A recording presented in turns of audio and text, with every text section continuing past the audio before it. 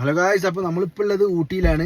അപ്പോൾ ഊട്ടിയിൽ ഇപ്പോഴത്തെ ടെമ്പറേച്ചർ എന്ന് പറഞ്ഞിട്ടുണ്ടെങ്കിൽ ഇപ്പോൾ 12 to 14 ഉള്ളിലാണ് ഊട്ടിയിലുള്ള ടെമ്പറേച്ചർ.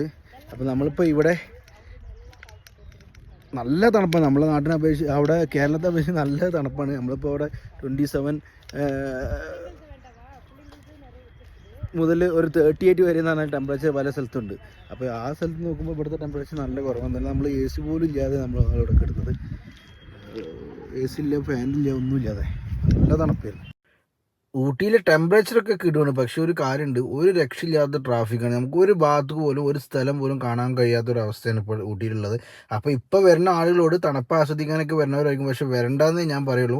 ഒരു സ്ഥലം പോലും നിങ്ങൾക്ക് കാണാൻ കഴിയില്ല.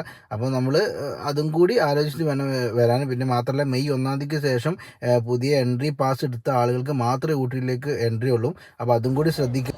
പിന്നെ മാത്രമല്ല, ഈ ടെമ്പറേച്ചർ